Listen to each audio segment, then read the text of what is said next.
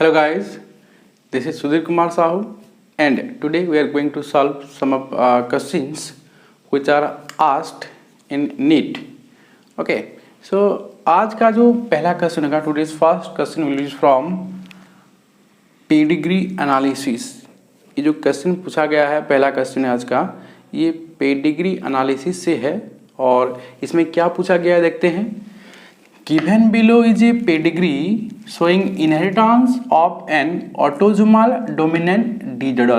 Okay, ये जो हम लोगों को पेडिग्री दिया गया है, ये जो पेडिग्री ट्री हमको दिया गया है, इसमें हम लोग को ऑलरेडी मेंशन कर दिया गया है कि ये एक तो ऑटोजोमल डोमिनेंट डिसऑर्डर है बोल के, राइट। ओके, इसमें तक हम लोग को समझ में आ गया।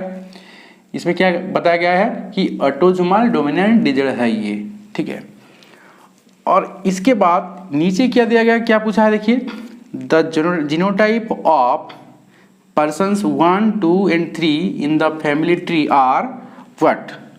ऑप्शन 4 तो दिया गया है, option A, option B, option C and option D. तो इनमें से ये जो चारों ऑप्शन दिया गया, इनमें से कौन सा सही ऑप्शन रहेगा, मतलब इन लोगों का जीनोटाइप कौन कौन सा हो सकता है, ये हम लोगों को पूछा गया है, राइट।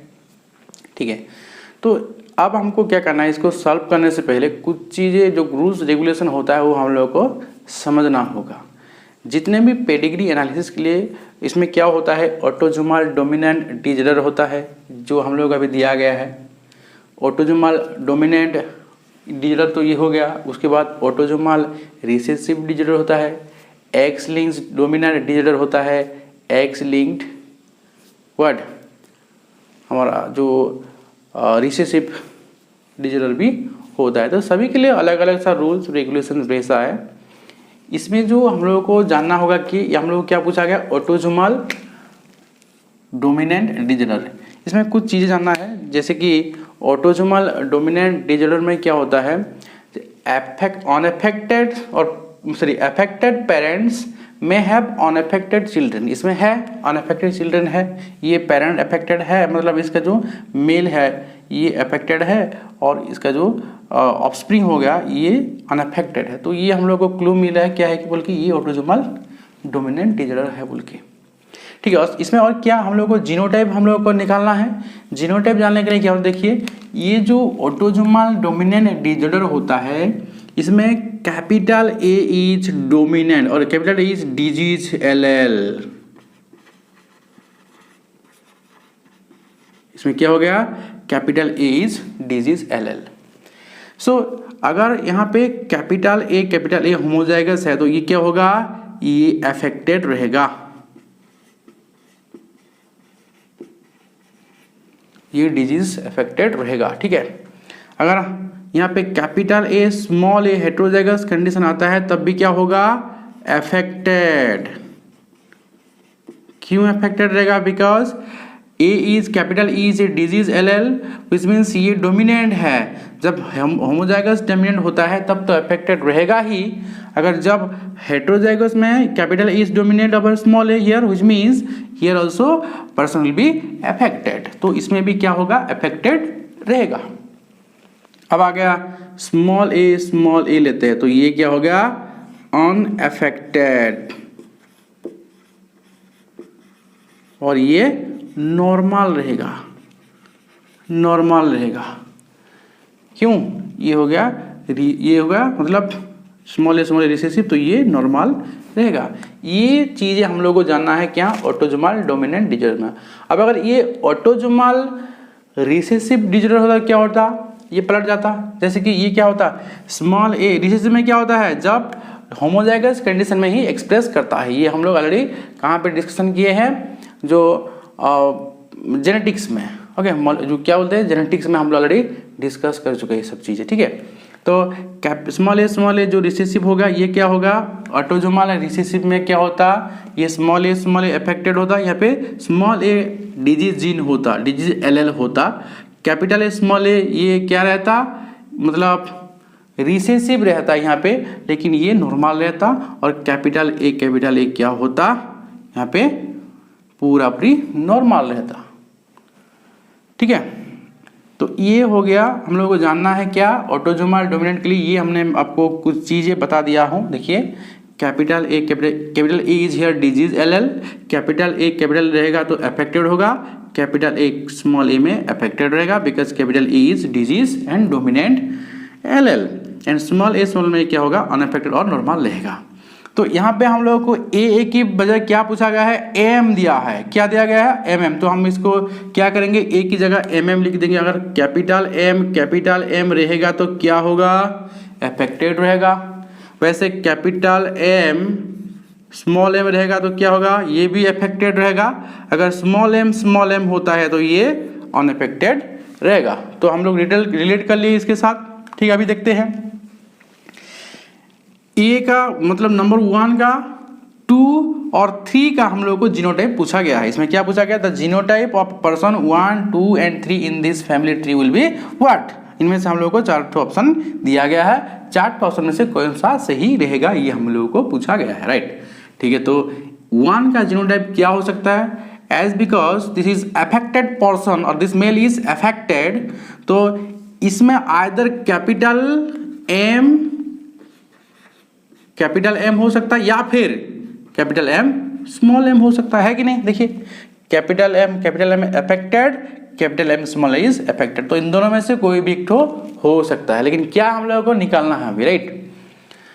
ये क्या होगा, ये अगर अनअफेक्टेड है तो इसका जीनोटाइप क्या हो सकता है, देखिए क्या होगा, स्मॉल m होगा, राइट। इसमें क्या दिया गया है, स्मॉल है, ठीक है।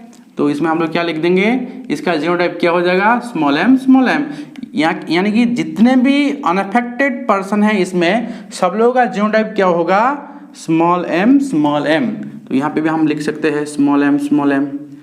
यहाँ पे भी लिख सकते हैं 3 का स्मॉल m, ठीक है। तो ये लोग हो गए स्मॉल m। हमको पता करना है ये जो 1 का जीनोटाइप क्या होगा, नंबर 1 का genotype either capital M capital हो सकता है या फिर कैपिटल M स्मॉल m हो सकता है। देखते हैं इसका जो ऑफस्प्रिंग है, इन दोनों का ऑफस्प्रिंग जो है इसमें क्या है, इसका जीनोटाइप स्मॉल m है बिकॉज ये अनअफेक्टेड है, ओके। तो अगर इसमें से एक तो m इसके पास आएगा स्मॉल m, तो दूसरा स्मॉल m कहाँ से आएगा, इस मेल से ही आएगा। तो ये जो मेल है इसमें क्या हो सकता है, capital M and small m, because एक तो कैपिटल M और एक तो स्मॉल m आने का पॉसिबिलिटी यहाँ पे रह जाएगा। तो यहाँ पे कैपिटल M नहीं होगा, तो इसका जीनोटाइप क्या हो जाएगा, capital M and small m होगा, क्योंकि यहाँ एक तो स्मॉल m आएगा, यहाँ से एक तो स्मॉल m आकर के ये स्मॉल m बन रहा है बिकॉज ये जो ऑफस्प्रिंग है ये यहाँ पे अनअफेक्टेड है। वैसे यहाँ पे देखेंगे ये जो 2 है इसका जीनोटाइप हम लोग को पता लगाना है। देखिए ये इन दोनों का जो ऑफस्प्रिंग है यहाँ पे है, ये 4 ऑफस्प्रिंग है, इनमें से तीनों अफेक्टेड है और एक अनअफेक्टेड है। ये अगर अनअफेक्टेड है तो यहाँ पे 2 स्मॉल m है, एक तो स्मॉल m यहीं से आएगा, इसके आएगा मेल से, और एक तो स्मॉल m कहाँ से आ सकता है, यहाँ से आ सकता है, यहाँ से आएगा। तो इसका जीनोटाइप क्या होगा, इसका capital M because capital M is disease gene and here capital M small m is affected रहेगा। तो यहाँ पे क्या होगा, कैपिटल M स्मॉल m इसका जीनोटाइप हो गया, सही है। तो ये दोनों से यहाँ आ गया, तो इन लोगों का जीनोटाइप क्या हो सकता है, यहाँ का इसका कैपिटल M स्मॉल m, इसका कैपिटल M स्मॉल m, इसका भी कैपिटल M स्मॉल m हो जाएगा। तो हम लोगों को ये जो जीनोटाइप ऑफ 1, 2 एंड 3 का पता चल गया। एक का क्या होगा, कैपिटल M स्मॉल m, 2 का capital M small m and 3 का स्मॉल m। ये ऑप्शन कहाँ पर है, देखते हैं क्या है। ए का मतलब 1 का कितना होगा, कैपिटल M स्मॉल m। इनमें से कौन सा है, ये लास्ट C और D में है, कैपिटल M स्मॉल m है। उसके बाद 2 का कितना दिया है, capital M small m। Capital M small m कहाँ पे, यहाँ पे कैपिटल M है C में, और ऑप्शन D में क्या है, कैपिटल M स्मॉल m है, यहाँ पे भी कैपिटल स्मॉल m, एंड 3 का क्या है, स्मॉल m स्मॉल m। तो ये हम लोगों को मिल गया, option D is the right option. यहाँ पे आंसर कौन सा हो जाएगा, option D is right answer. समझ आया, आई होप समझ में आया होगा, ठीक है। सो देखते हैं अगले क्वेश्चन की ओर चलते हैं, जो 2 नंबर क्वेश्चन है उसको सॉल्व करते हैं, क्या दिया है उसमें, ठीक है। ओके, तो सेकंड क्वेश्चन क्या देखते हैं। सेकंड क्वेश्चन में क्या पूछा गया है, which of the following 2 out of the 4 statements are incorrect. ये जो 4 स्टेटमेंट दिया गया है, इनमें से कौन सा 2 स्टेटमेंट रॉन्ग है और इनकरेक्ट है पूछा गया हम लोगों को। 2 इनकरेक्ट स्टेटमेंट कौन कौन सा है ये हम लोगों को बताना है रे, ठीक है। तो हम पढ़ते हैं। पहला जो ऑप्शन किया दिया गया है, the first transgenic buffalo produce milk which was human alpha lactalbumin enriched. पहला जो स्टेटमेंट किया दिया गया, देखिए इसमें पूछा गया है the first transgenic buffalo produce milk which was human alpha lactalbumin enriched.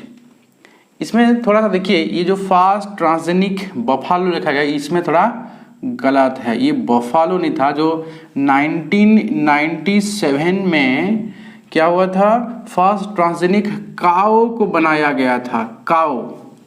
And जो काओ का नाम क्या था, इसका जो नाम था रोजी, इसका नाम क्या था रोजी, ठीक है। ये थोड़ा गलत है। द फर्स्ट, इसमें हम लोग देखने को मिलेगा फर्स्ट ऑप्शन में, तो फर्स्ट ट्रांसजेनिक बफेलो, ये जो बफेलो दिया गया ये बफेलो नहीं था। 1997 में फर्स्ट ट्रांसजेनिक काओ बनाया गया था और जिसका नाम था रोजी। और ये जो मिल्क प्रोड्यूस करता था उसमें से क्या होता था, जो human alpha lactalbumin enriched milk वो फॉर्मेशन करता था, जो कि हम लोग अगर देखेंगे nutritionally more balance for the human baby consumption as compare to ordinary और normal cow milk. Okay, so ये ऑप्शन जो ए रह गया ये एक ठो इनकरेक्ट निकला है, ए। दूसरा देखेंगे हम, सेकेंड ऑप्शन में आते हैं। देखिए पहला तो हम लोग समझ आ गया, दूसरा क्या है, restriction enzymes are used in the isolation of DNA from other macromolecules. ये जो स्टेटमेंट में दिया गया है, देखिए restriction enzymes are used in isolation of DNA from other macromolecules. Generally हम लोग क्या करते हैं, हम अगर डीएनए को आइसोलेट करने के लिए जाएंगे तो देखिए ये थोड़ा क्वेश्चन भी उटपटांग लग रहा है हम लोग को, देखेंगे हमको लगता है। देखिए रेस्ट्रिक्शन एंजाइम्स कहाँ पर यूज होता है, रेस्ट्रिक्शन एंजाइम को डीएनए क्लीविंग एंजाइम कहते हैं, जो कि डीएनए को क्लीव करता है और उसको कट करता है, ठीक है। इसको हम रेस्ट्रिक्शन यूनिट कहाँ पे यूज करते हैं, डीएनए, उसको क्या बोलते हैं, जो इसको हम लोग मॉलिकुलर सीजर भी बोलते हैं और मॉलिकुलर स्कैल्पेल और मॉलिकुलर नाइफ बोलते हैं रेस्ट्रिक्शन एंजाइम को। इसको हम यूज करते हैं डीएनए को कटिंग करने के लिए। यहाँ पे पूछा गया है जो isolation of DNA from other macromolecules, हम अगर अदर मैक्रोमोलेक्यूल से डीएनए को सेपरेट करना चाहेंगे तो इसके लिए हम लोग क्या करते हैं, डिफरेंट एंजाइम्स यूज करते हैं isolation of DNA from different kinds of cell. तो डिफरेंट एंजाइम्स यूज होता है डिफरेंट काइंड्स ऑफ सेल से डीएनए को आइसोलेट करने के लिए। जैसे कि हम लोग एग्जांपल लेंगे अभी, देखिए हम अगर प्लांट सेल से या फिर प्लांट से हम अगर डीएनए को निकालना चाहेंगे, किसको, प्लांट सेल से हम अगर डीएनए निकालना चाहेंगे तो इसमें हम क्या करते हैं, एंजाइम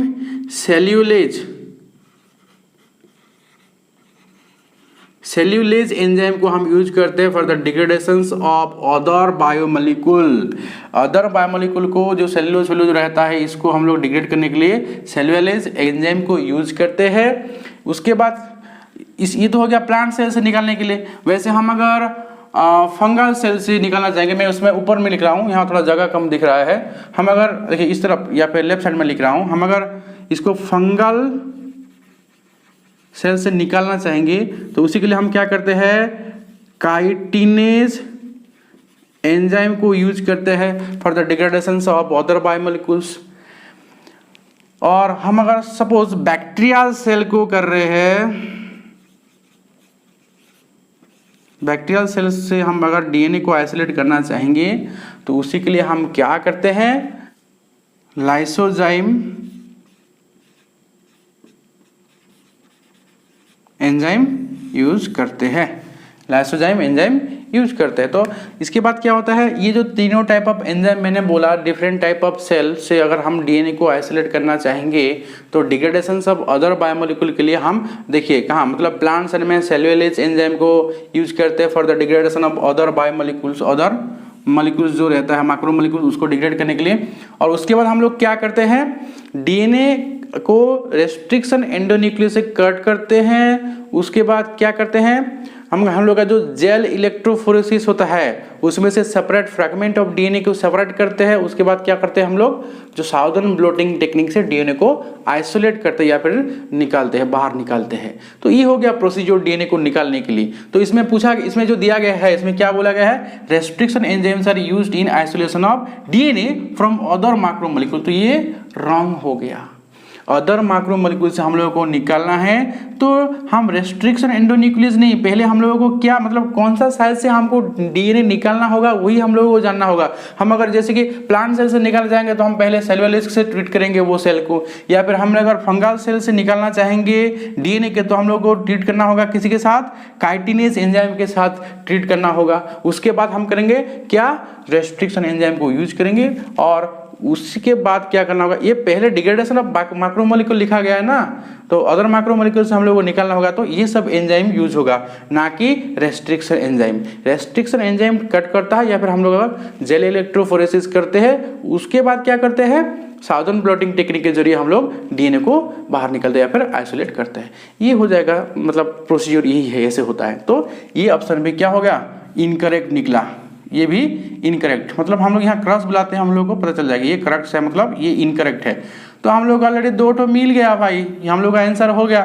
यहाँ पे हम लोग को पूछा गया है which of the following 2 out of 4 statements are incorrect. 2 तो ऑलरेडी मिल गया है, बाकी 2 जो दिया गया हम लोग उसके बारे में थोड़ा डिस्कस कर लेते हैं, ठीक है।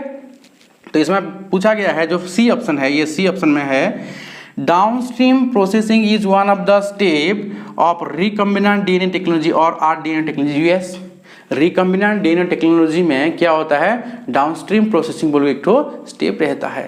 जैसे हम लोग अगर रिकम्बिनेंट डीएनए टेक्नोलॉजी यूज करके या फिर माइक्रोबियल बायोटेक्नोलॉजी यूज करके हम लोग अगर, जैसे कि मैं एक तो आपको एग्जांपल देना चाहूँगा, सपोज हम कर रहे हैं अल्कोहलिक फर्मेंटेशन कर रहे हैं या फिर कुछ ऑर्गेनिक एसिड प्रोडक्शन कर रहे हैं, कुछ भी चीज़ें कर रहे हैं, तो उससे पहले क्या होता है, जब हम लोग का प्रोडक्ट रेडी हो जाता है, तैयार हो जाता है, वो माइक्रो ऑर्गेनिजम्स को यूज करने के बाद या फिर कुछ रॉ मटेरियल्स लेकर के हम लोग यूज करते हैं और प्रोडक्शन करते हो कुछ अल्कोहलिक बिवरेजेस और क्या बोलते हैं उसको हम लोग ऑर्गेनिक एसिड कुछ तैयार कर रहे हैं।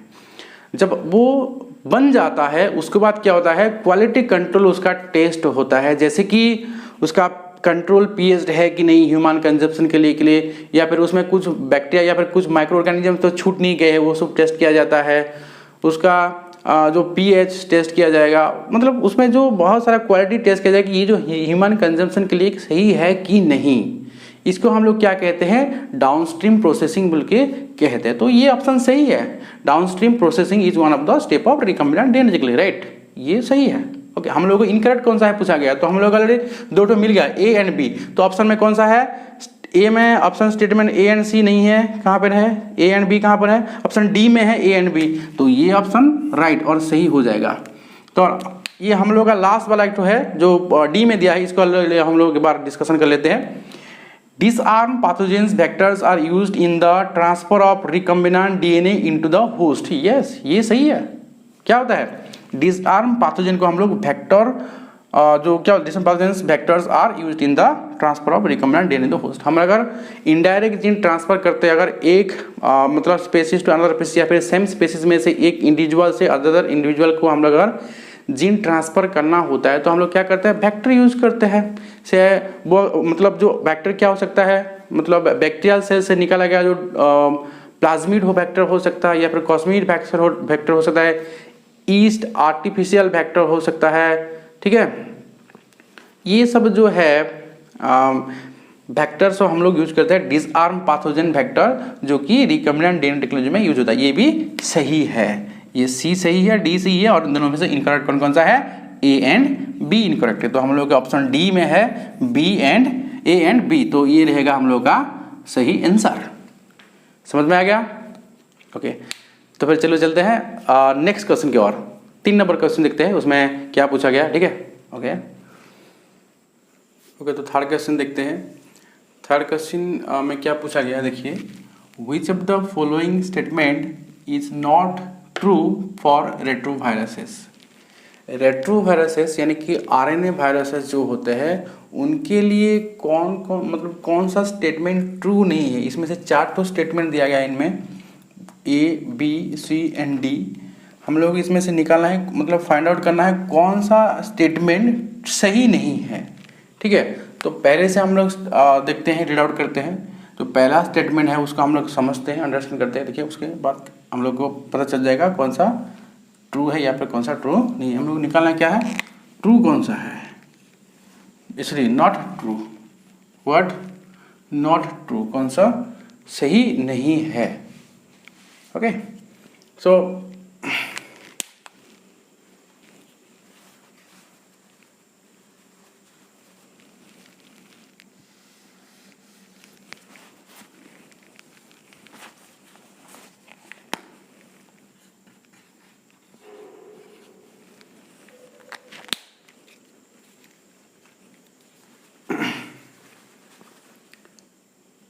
तो थर्ड वाला क्वेश्चन कहते हैं, थर्ड क्वेश्चन जो उसमें एक्चुअली क्या हम लोग को पूछा गया, देखिए, विच of the following statement is not true for retroviruses. Retroviruses के लिए यानी कि आरएनए वायरसेस के लिए कौन सा स्टेटमेंट ट्रू नहीं है या फिर सही नहीं है। क्या पूछा गया है, not true about what, retroviruses. Retroviruses के लिए कौन सा स्टेटमेंट सही नहीं होगा ये पूछा गया है। तो हम लोग को देखिए चारों स्टेटमेंट दिया गया है, A, B, C and D।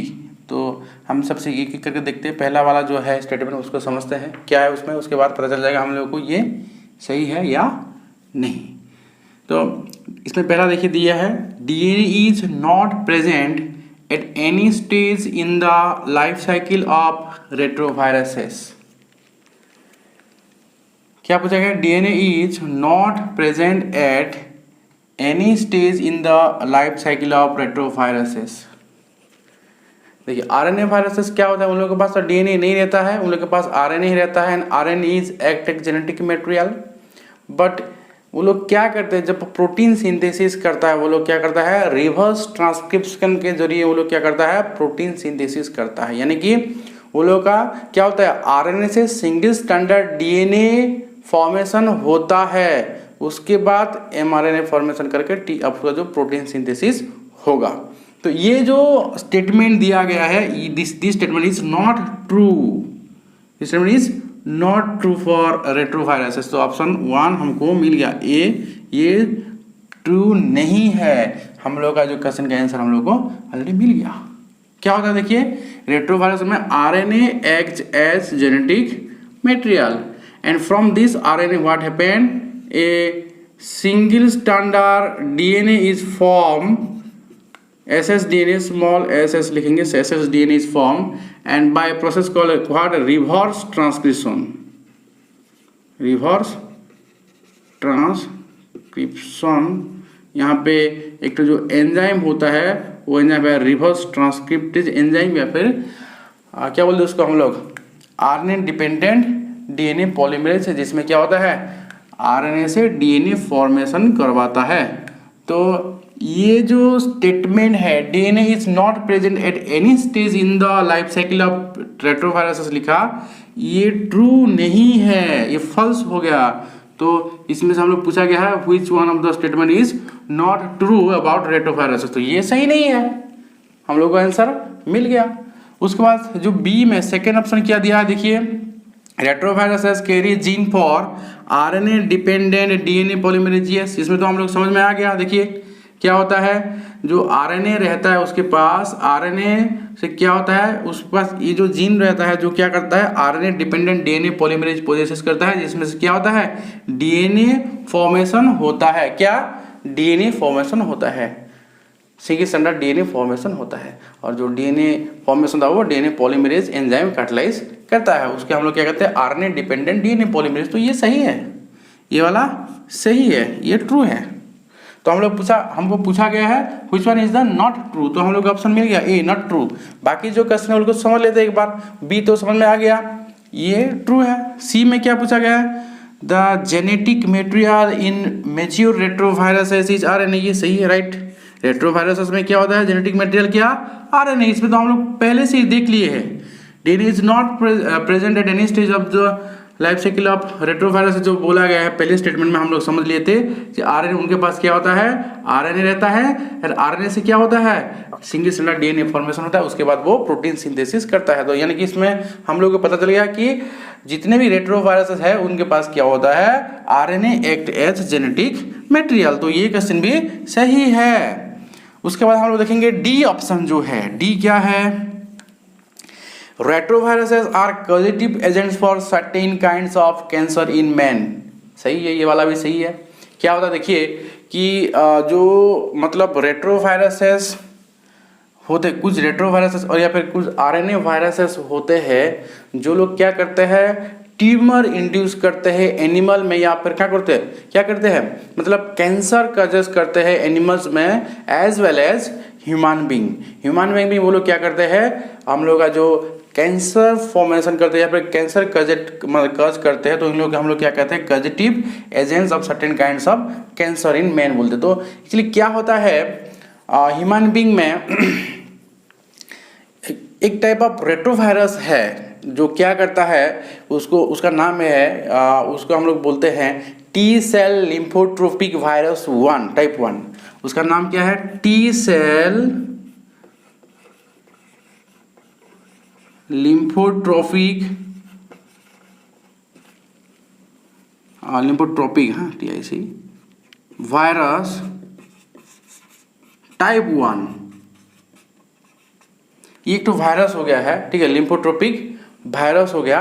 ये क्या करता है मतलब एक तो ब्लड कैंसर करता है। ब्लड कैंसर का जो कॉजेटिव एजेंट है T cell lymphotropic virus type 1, ये क्या करता है हम लोग के मतलब जो ह्यूमन बीइंग में एक तो डिजीज करता है, उसका नाम होता है, वो डिजीज है एडल्ट टी सेल ल्यूकेमिया। उसको क्या बोलते हैं, ATL। उसका फुल फॉर्म बोला एडल्ट, उसका फुल फॉर्म हो गया एडल्ट टी सेल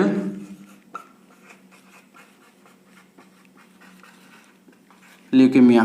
तो ये एक तो क्या हो गया, ब्लड कैंसर।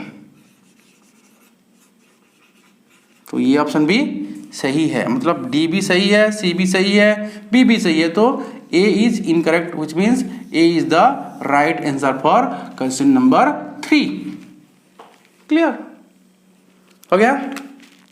ओके